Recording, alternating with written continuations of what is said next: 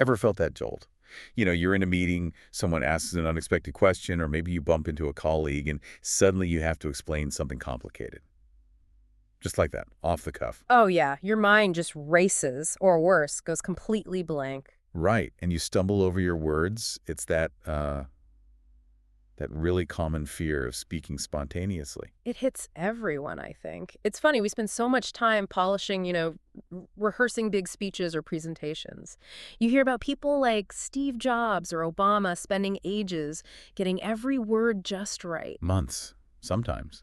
That's a highly prepared communication, like playing a piece of classical music exactly as written. Exactly, but then 90% of our communication isn't that. It's the Q&A after the big presentation, the chat in the hallway, the quick update, networking. Even just telling someone what you did over the weekend. Right, and that's spontaneous communication. It's less about hitting every single note perfectly and more like jazz improvisation. You need to think on your feet, be flexible, connect right there in the moment.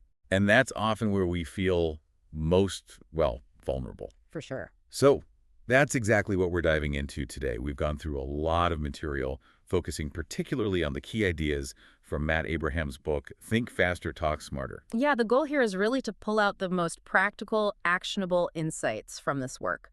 We want to help you feel more comfortable, more capable in those unscripted moments. It's not just about what the techniques are, but sort of why they work, right? How they can actually shift how you feel about spontaneous speaking. Precisely. We want to equip you with tools to genuinely, think faster and talk smarter when you're put on the spot.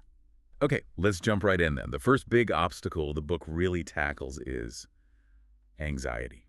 That feeling when you're put on the spot, the anxiety beast, as he calls it. Absolutely. And it attacks on all fronts, doesn't it? Physically, you get the classic stuff, heart pounding, sweaty palms, dry mouth. Maybe your voice gets shaky. Ugh, yeah. And behaviorally. You might fidget, look away, rely way too much on fillers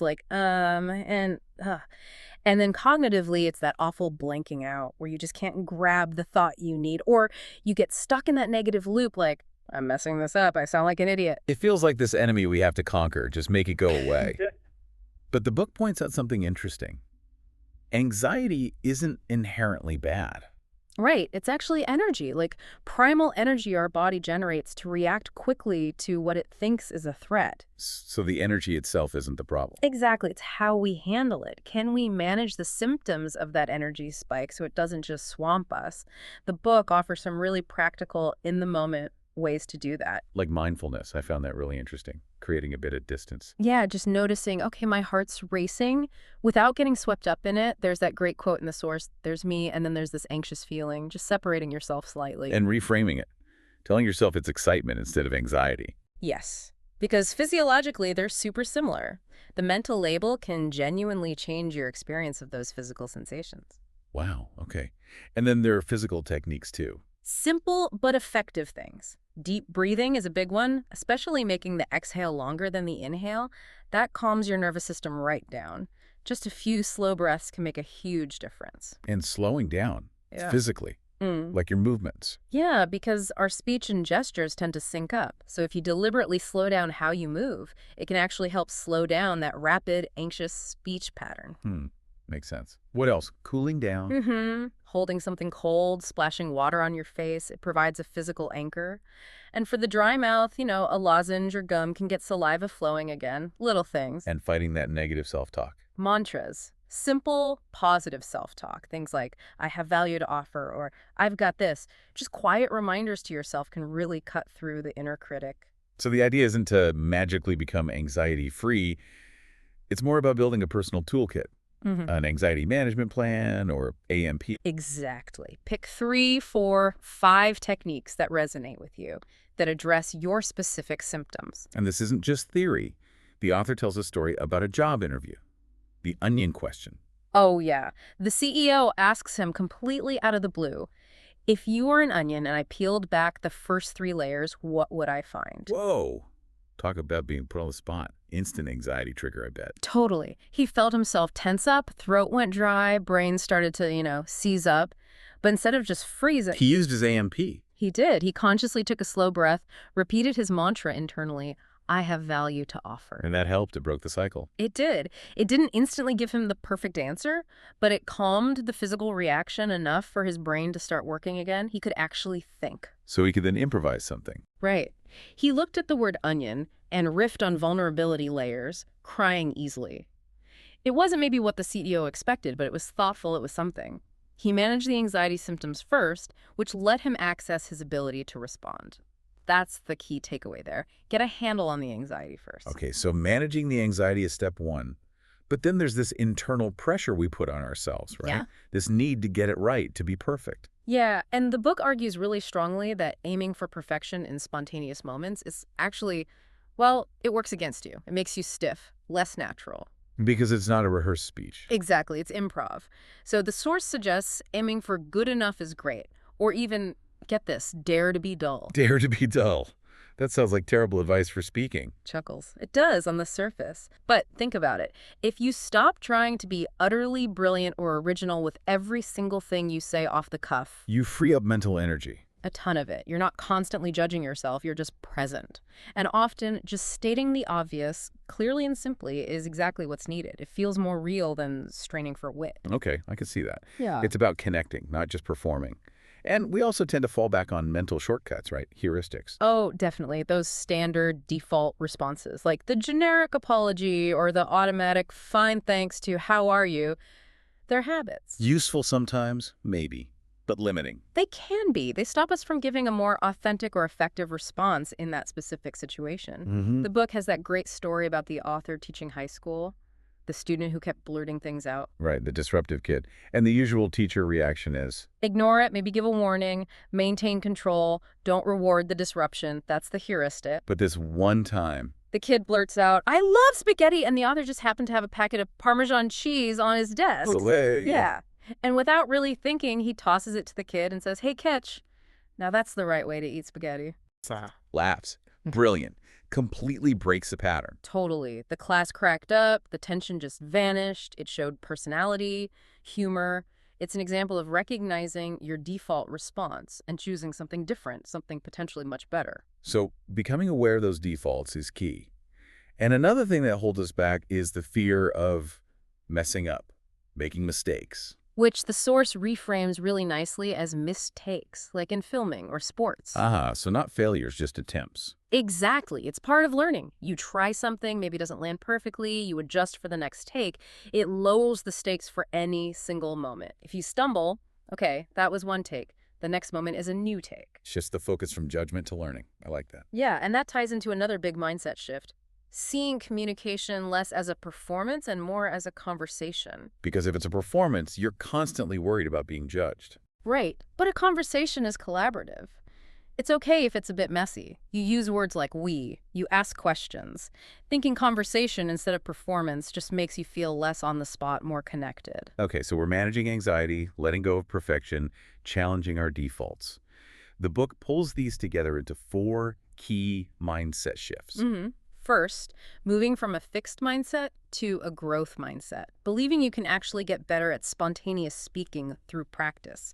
Not just that you're naturally good or bad at it. Yeah. Effort matters. Makes sense. Second, shifting from self-focus to audience focus. This one's huge. Stop worrying so much about how you're doing and put all your attention on the other person or people. What do they need? Why should they care? What's relevant to them right now? Like asking yourself those questions before you even start talking. What do they already know? What are their concerns? Exactly. Just like you'd ask a friend for context before giving advice, be curious about your audience. Okay, third shift. From critical to generative. This is that improv principle. Yes, and.